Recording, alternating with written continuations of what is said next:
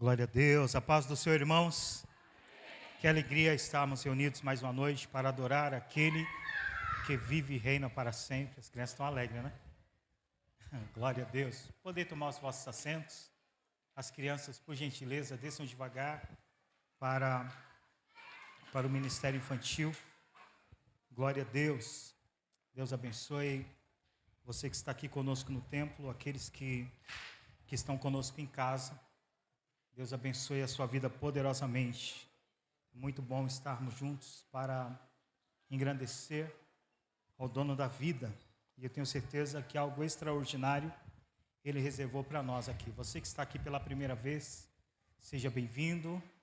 Você que já é da casa, seja bem-vindo. E aqueles que estão conosco no nosso canal também, sejam todos muito bem-vindos.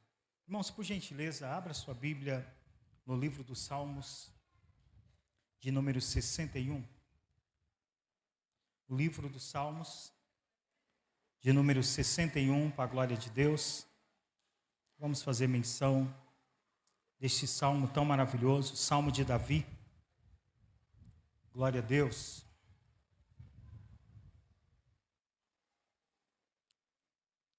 Salmo de número 61, o salmista diz assim: Ouve, ó Deus, a minha súplica.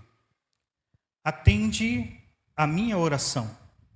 Desde os confins da terra clamo por ti, no abatimento do meu coração. Leva-me para a rocha que é mais alta do que eu. Amém? Glória a Deus. Este salmo, quanto tantos outros, são salmos assim tão maravilhosos. E eu gosto do livro de Salmos porque nós encontramos aqui diversos autores. E cada um deles, eles estão expressando louvores a Deus em diversas situações. Nós vemos o salmista muitas das vezes, como nós já falamos aqui algumas vezes, o salmista salmodiando ao Senhor na guerra, salmodiando, louvando ao Senhor antes da guerra, se preparando, para entrar na guerra. Nós vemos o salmista louvando a Deus no momento de alegria, no momento de tristeza, alguns momentos turbulentos da sua vida.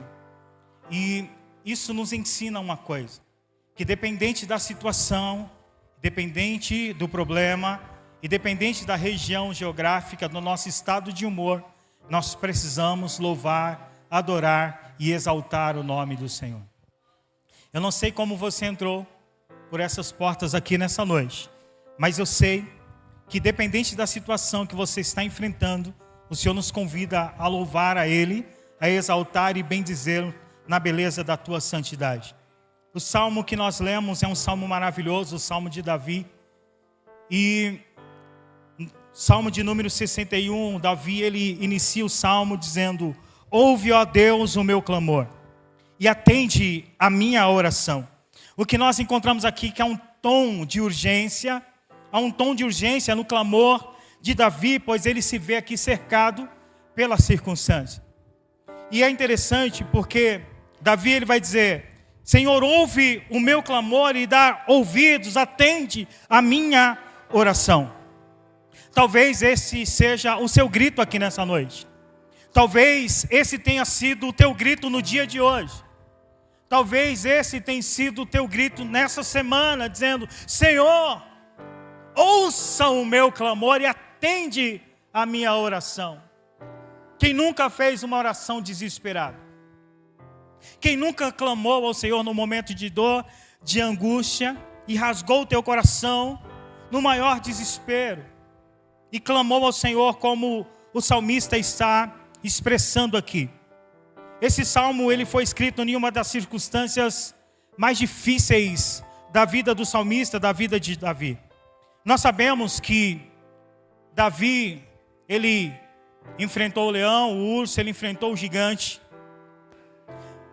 Mas o seu maior inimigo, o maior inimigo de Davi era Saul. Saul o perseguia de diversas formas. Só que é interessante porque o inimigo aqui que está perseguindo Davi não é mais Saul. Era o seu próprio filho, Absalão, que está perseguindo Davi. E quem é este moço? Quem é este filho? Quem é Absalão? Absalão, ele foi o terceiro filho de Davi. Ele nasceu em Hebrom, no primeiro reinado de Davi. Depois de Aminon e Quileabe, a sua mãe chamava-se Maaca, a terceira esposa de Davi, filha de Talmai, rei de Gesur, que era um reino arameu próximo ao mar da Galileia. Quando a gente olha para a vida desse moço chamado Absalão, filho de Davi, o seu nome significa pai.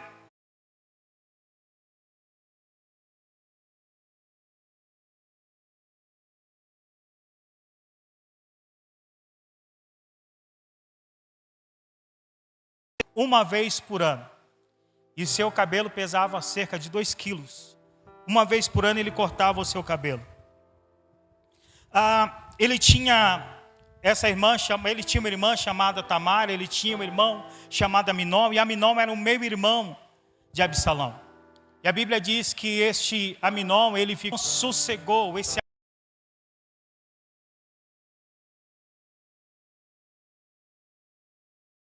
Aminon não sossegou até que ele viesse violentar a sua irmã. Isso trouxe revolta a Absalão. Davi, ele ficou até irado com a situação, mas ele não tomou as devidas providências. Isso deixou Absalão ainda mais irritado. A Bíblia diz que passou-se cerca de 2 anos. 2 anos se passaram.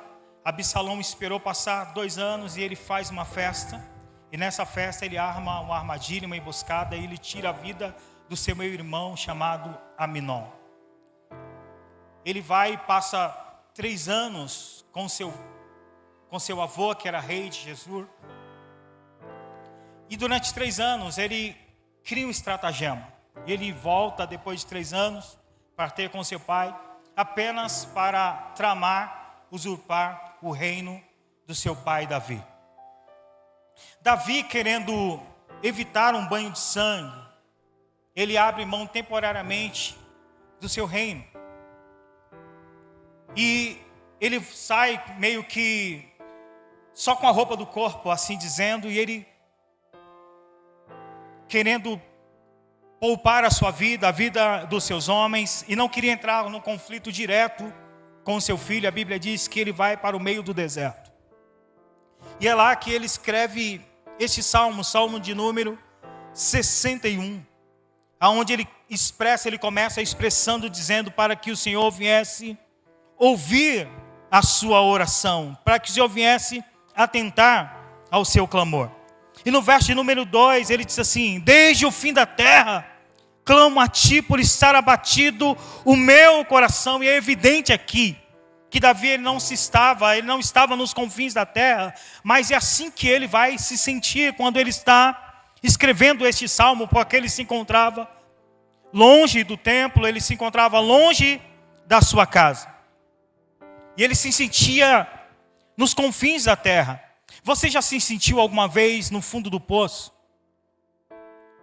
Sem esperança? É mais ou menos isso que o Davi está expressando, como se ele estivesse em um beco sem saída. E ele está clamando a Deus. E é interessante porque Davi, ele era músico, um excelente músico. E os irmãos sabem que é isso que aproximou ele de Saul. E parece porque este salmo aqui, ele é cantado com instrumentos de cordas. E é Davi pegando a sua harpa, o seu instrumento, e ele salmodiando ao Senhor, mesmo em meio às tribulações que ele estava vivenciando. E esse não é o único salmo que ele escreve nessa ocasião. Há outros salmos, como o salmo de número 3, provavelmente ele escreve quando ele está fugindo de seu filho Absalão, não por medo, mas querendo evitar um banho de sangue, derramar o sangue do seu próprio filho. E ele abre mão temporariamente do reino e vai para o deserto, e ali ele começa a salmodiar ao Senhor. O salmista aqui, ele está se sentindo, como alguém diz, né? Lá onde o vento faz a curva, ele estava se sentindo longe. E a segunda parte desse verso me chama a atenção, porque o salmista vai dizer assim: leva-me para a rocha que é mais alta do que eu. O filho de Davi, Absalão, estava perseguindo. Mas Davi aqui, ele se sente como uma criança que precisava do colo do pai, precisava do abraço do pai, e ele vai dizer: Senhor, leva-me para a rocha que é mais alta do que eu. E eu acho interessante o relacionamento que Davi tem com esse Deus todo-poderoso, e como ele se relaciona com esse Deus como uma rocha. O Salmo de número 40, o verso de número 1 e o verso de número 2, ele diz assim: eu esperei com paciência no Senhor, e Ele se inclinou para mim, e ouviu o meu clamor. Tirou-me de um lago horrível, um charco de lodo, e pôs os meus pés sobre uma rocha, e firmou os meus passos. Esse aqui é um testemunho maravilhoso de Davi. Por causa da sua paciência, Deus se inclina para ele, Deus tirou ele de um atoleiro e o transportou para uma rocha. Eu gosto como Davi, ele vai se relacionar com esse Deus, e dizendo que Deus é essa rocha inabalável. Salmo de número 27, e o verso de número 4 e 5, ele diz assim: uma coisa pedi ao Senhor e a buscarei, que possa morar na casa do Senhor todos os dias da minha vida, para contemplar a formosura do Senhor e aprender no seu tempo. Porque no dia da adversidade me esconderá no seu pavilhão. No culto do seu tabernáculo me esconderá, por-me-á sobre uma rocha, minha cabeça será exaltada. Davi aqui sabia exatamente onde ele iria estar no momento da adversidade. Ele seria transportado do caos para a calmaria. Ele estaria escondido em Deus, porque ele vai dizer: no dia da adversidade me esconderá. E ele sabe que ele vai estar escondido em Deus. E ele diz assim: e por-me-á sobre uma rocha. Ou seja, eu vou estar no lugar seguro. Porque rocha fala de firmeza. E era isso que Davi estava esperando. E não é só Davi que vai ter esse relacionamento de Deus como essa rocha, porque no 1 Samuel, no capítulo de número 2, o verso de número 2, Ana vai dizer assim: não há santo como é o Senhor, porque não há outro fora de ti, e rocha nenhuma há como o nosso Deus. Esse aqui é o cântico de Ana, mãe de Samuel, depois de vários anos de humilhação, oração, lágrimas. Ela vai testemunhar dizendo: não há santo como o nosso Deus, não há rocha alguma como o nosso Senhor. Ela está falando que depois de todo o sofrimento que ela amargou, depois de toda a situação adversa que ela passou, este Deus que é essa rocha inabalável, teve um encontro com ela e mudou toda a sua sorte. Segundo Samuel, aqui Davi, ele vai falar lá em 2 Samuel 22, versos 2 e 3. O Senhor é a minha rocha, a minha fortaleza, o meu libertador, o meu Deus, o meu rochedo, em quem me refugio, o meu escudo, a força da minha salvação, o meu alto refúgio. E olha que nesse texto ele usa a palavra duas vezes, tanto rocha quanto rochedo. Porque rocha pode ser uma pedra grande, mas ele está falando de algo menor. Mas rochedo pode se referir a uma cordilheira. E às vezes ele está no Senhor como rocha, mas ele vai dizer: às vezes eu preciso subir um pouco mais. E ele sabe que o Senhor como rocha é um lugar onde ele pode encontrar segurança. O Salmo de número 144 e o verso 1 diz assim: bendito seja o Senhor a minha rocha, que adestra as minhas mãos para a peleja e os meus pés para a guerra. Ou seja, é o Senhor quem me dá habilidade. Esse é o relacionamento deste homem chamado Davi com esse Deus. E ele vai reconhecer esse Deus como rocha. O Salmo de número 31, verso 3, ele diz: porque tu és a minha rocha, a minha fortaleza, por causa do teu nome tu me conduzirás e me guiarás. E o que nós encontramos aqui é que nós podemos confiar no Senhor, porque Ele está dizendo: por causa do teu nome.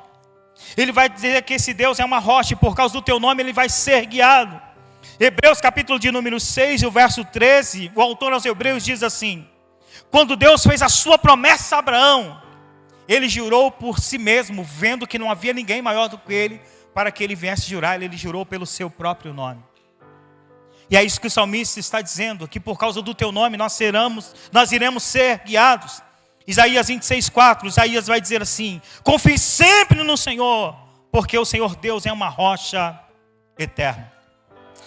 E é por isso que o salmista ele vai dizer: Senhor, olha, leva-me para essa rocha que é mais alta do que eu. E olha que o salmista ele está dizendo: Senhor, eu preciso ser levado.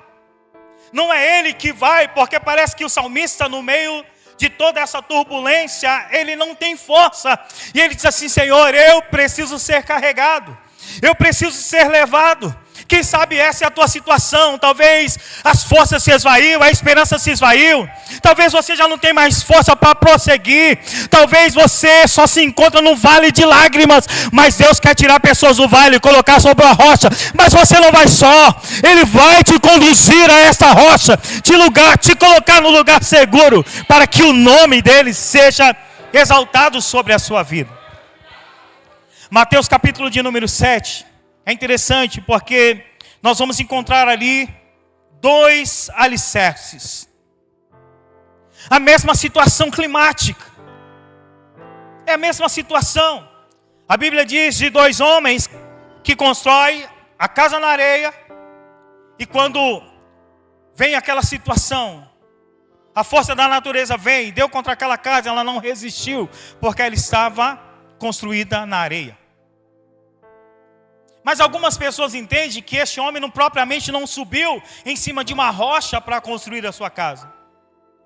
Mas naquele mesmo terreno, ele não se conteve apenas a colocar o alicerce na areia, mas ele começa a cavar até encontrar a rocha. E ele vai cavando até encontrar um lugar seguro e dizer: aqui sim eu posso colocar os meus alicerces. Porque não é seguro, não é prudente a gente construir em qualquer lugar. Nós precisamos construir em lugar seguro. Essa igreja ela está de pé porque há uma base, há um alicerce. E a base, o alicerce, muitas das vezes a gente não vê, mas ele precisa estar no lugar seguro, bem abalizado. Todos nós queremos crescer e queremos que os nossos filhos cresçam. E o que você faz para que o seu filho cresça? Você dá uma boa educação. Os ensinos basilares, as bases. Precisamos ter base para crescer. E a Bíblia diz que 2 homens construíram as suas casas. Um não se preocupou com o alicerce. Preocupou apenas em construir rapidamente. Mas o outro, ele cavou na areia até encontrar a rocha. Porque se viesse qualquer intempérie do tempo, a sua casa estaria segura. Eram 2 alicerces. Eram 2 casas, mas apenas uma permaneceu de pé. Irmãos, quando a gente olha, e a Bíblia ela é rica em versículos, em citações, em exemplos de alguém que estava sobre uma rocha, ou que fez uso de uma rocha de alguma forma. Eu olho para o livro de Gênesis e eu fico encantado em Gênesis no capítulo de número 28. Jacó, quando ele saiu da casa de seu pai, ele estava com medo da reação de Esaú. Porque ele havia enganado Esaú, ele havia enganado seu pai Isaac. Esaú disse: eu vou matar o meu irmão. Meu pai vai morrer daqui uns dias e eu vou matar o meu irmão. Rebeca ficou sabendo e falou assim: eu não posso perder o meu filho. Chama Isaac e diz assim: olha, vamos mandar Jacó embora? Mandar lá para casa do meu irmão.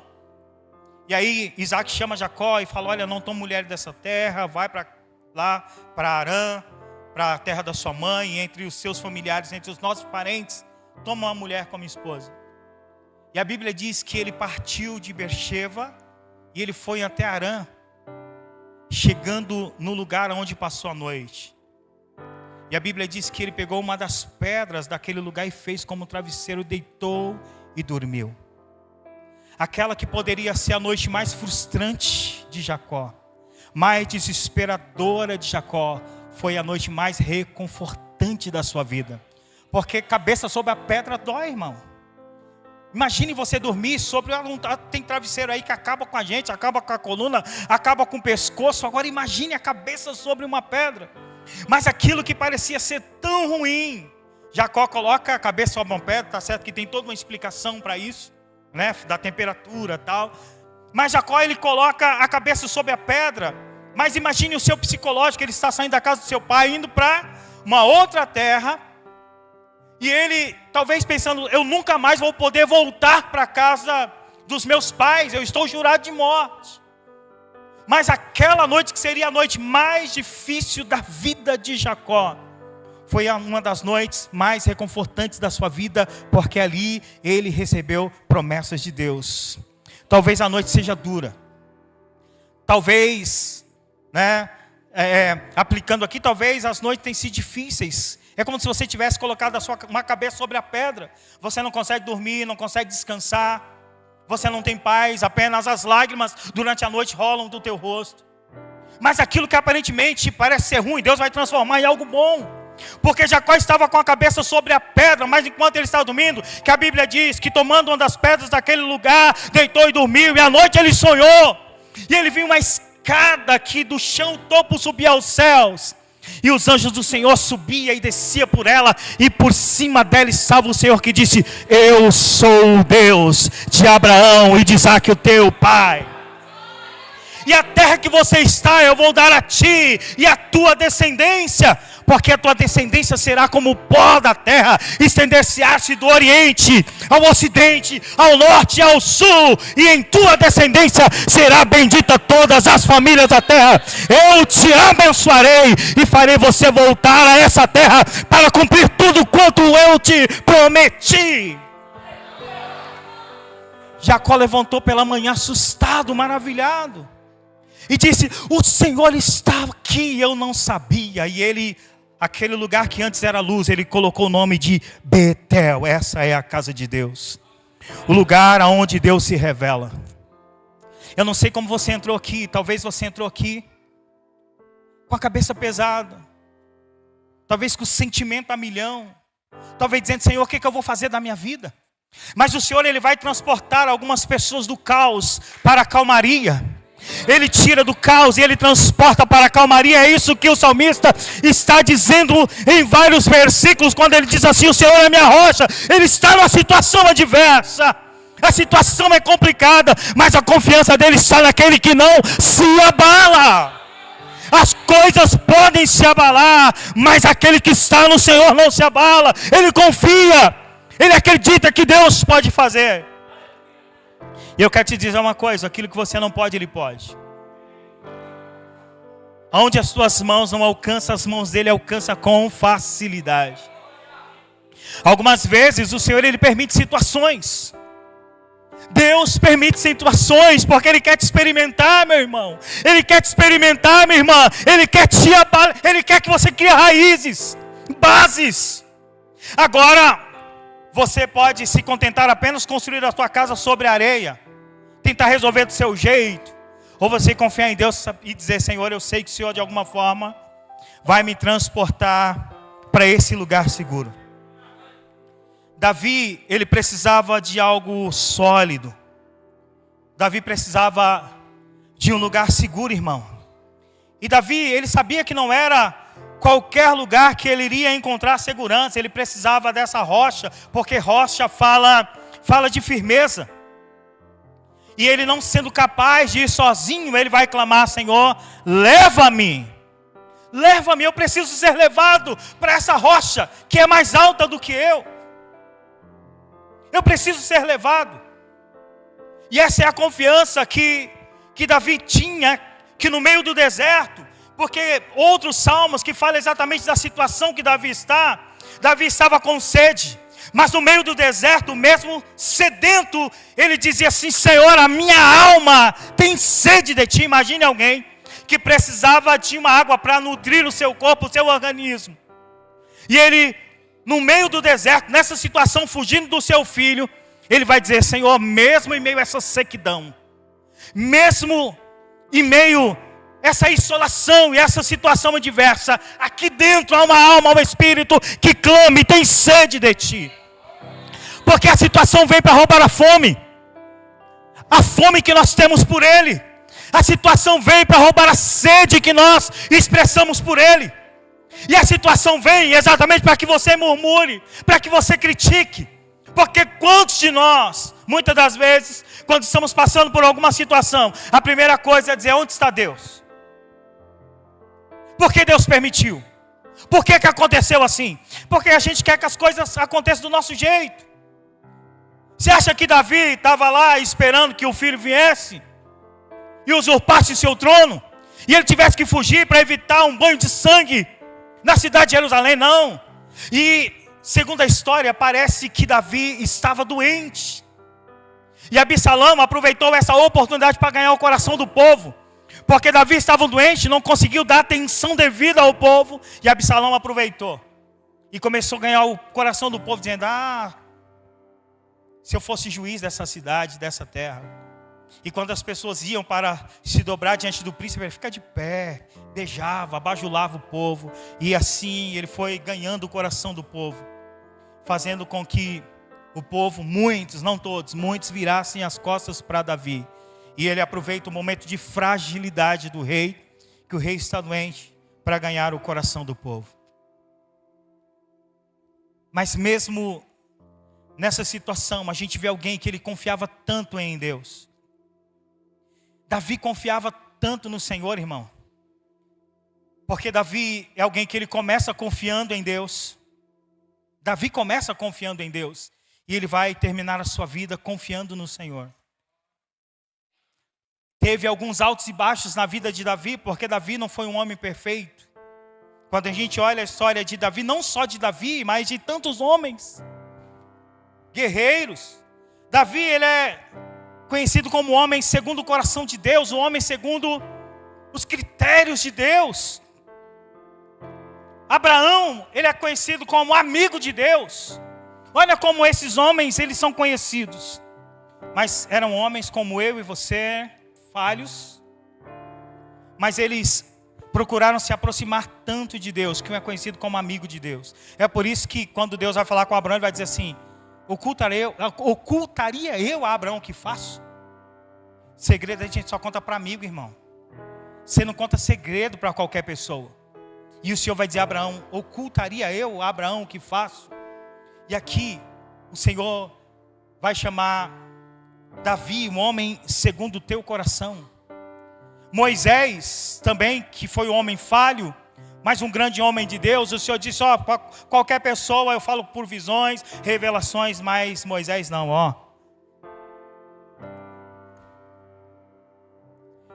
O que fez toda a diferença é que, dependente da situação, esses homens confiaram em Deus. Eles ousaram confiar no Senhor.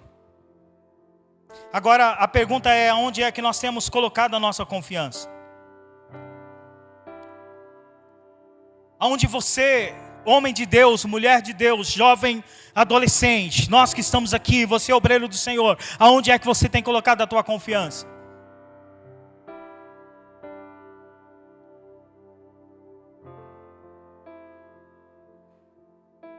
Aquele que sonda os corações, Ele está aqui. Aquele que conhece cada um de nós nas nossas individualidades, Ele está aqui. E eu costumo dizer, irmãos, que o Senhor não perde ninguém de vista. Ele não perdeu o servo dele de vista. Este homem aqui, ele é rei. Ele está no meio de um deserto. E ele poderia, no meio daquele deserto, pedir apenas para ser servido. As pessoas, eles teriam que fazer qualquer coisa, porque eles deveriam servir ao rei no meio do deserto. Muitas coisas aconteceram. Davi, enquanto ele está fugindo da ira do seu filho, a Bíblia diz que muitas pessoas zombaram de Davi. Falaram: bem feito, Davi. Mas o coração de Davi não se desviou, porque ele sabia em quem ele tinha crido. O coração de Davi não se desviou nem um só momento. E é por isso que quando ele começa o Salmo de número 61, ele vai dizer: ouve, ó Deus, a minha súplica, atende a minha oração, desde os confins da terra, no abatimento do meu coração. Era o sentimento dele. Mas ele vai dizer assim: leva-me para a rocha que é mais alta do que eu, ou alta demais para mim. Deus pode nos transportar, irmão. Ele pode te transportar aqui nessa noite. O Senhor sabe que nós não somos capazes de realizar algumas coisas. E como Ele sabe? Ele sabe muitas das vezes como encontra o nosso interior. E o coração humano é terra que só o Senhor anda. Alguém pode olhar para você e ver você sorrindo. Porque muitas das vezes faz parte de nós, né? Alguém pode olhar para você e ver você sorrindo e aparentemente você está alegre. Mas Deus sabe, como muitas pessoas aqui nessa noite, aparentemente Ele demonstra uma coisa, mas aqui dentro Ele está destruído.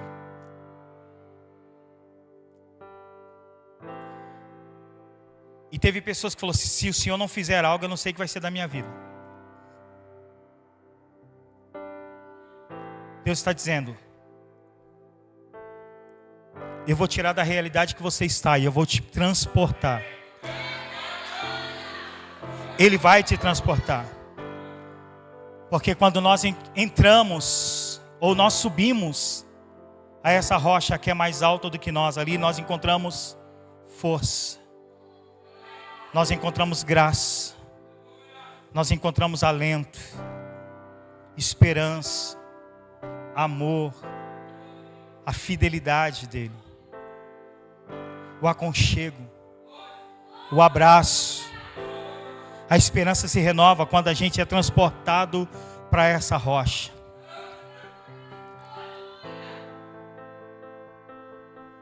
Deus não te chamou para te deixar apenas no vale. Vale, muitas das vezes, é apenas uma experiência. A Bíblia diz que muitas das vezes passando pelo vale. Só que, sabe o que eu acho interessante? Porque a Bíblia diz assim, passando pelo vale, faz dele um manancial. A gente sabe que tem muitos lugares que não chove. E às vezes na nossa vida é uma sequidão. E aí o que a gente encontra? Apenas lágrimas. O que é que serve para regar a terra? É água, irmão. No vale da sua vida, enquanto você está chorando, você está regando. E no meio da sequidão, Deus fará surgir um manancial. Não importa como você chegou aqui, importa como você vai sair.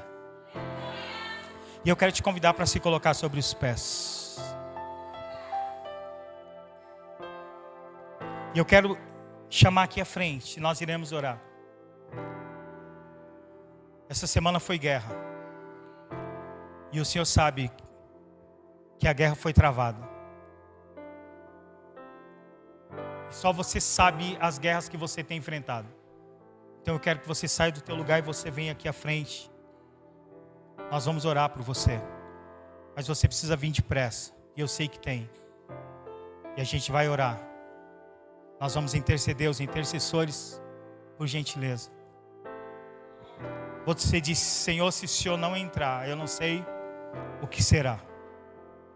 Mas Deus está transportando algumas pessoas.